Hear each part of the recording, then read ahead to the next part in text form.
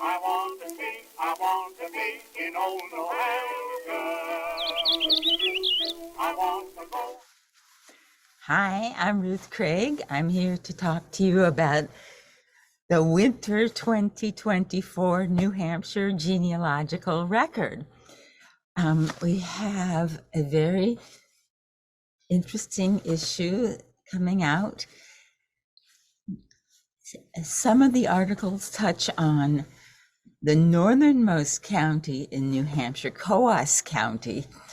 That includes the first article, which is by George W. Varney. It's an article about a man named Elijah Benton of Stewartstown, which is in Coos County.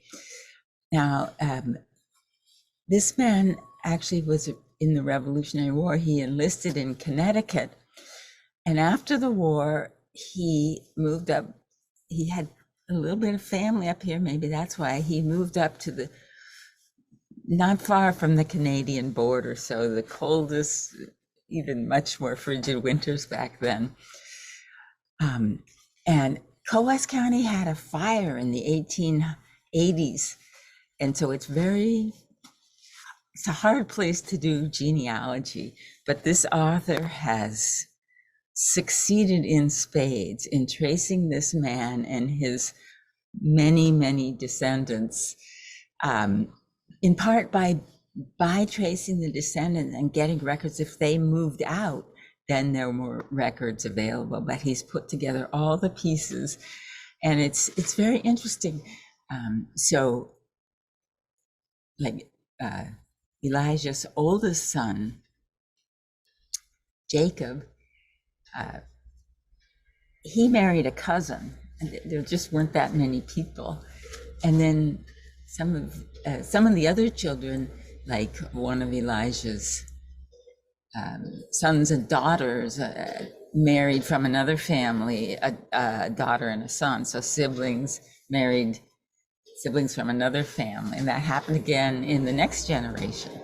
And in the grandchildren generation, kind of crazy. 3 of the grandchildren were involved in divorces, and one of them divorced 3 times, and then she died. And then her last husband remarried the divorced wife of one of her brothers. You'll have to really get into the footnotes here because that's where you can find the causes of all these divorces. So this is a really, really, it gives you an idea of what it was like to live in New Hampshire in post-revolutionary times. Now, for a change of pace, the second article is a very unique article by Martin Hollick. And Martin has gathered together from many different sources information about royally descended immigrants to New Hampshire.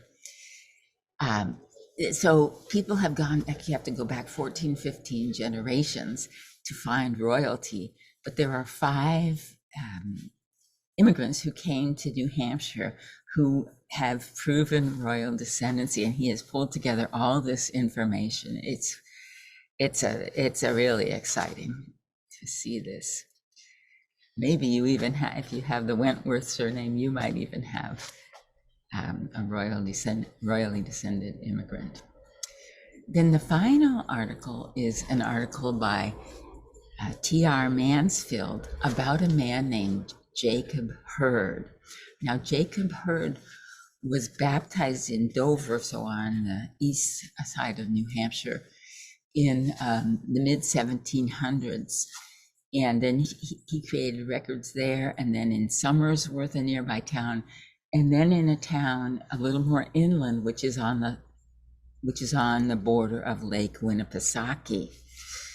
And back 150 years ago, some of his descendants had applied for membership in the DAR and the SAR, and given information, but who knows how correct that information was.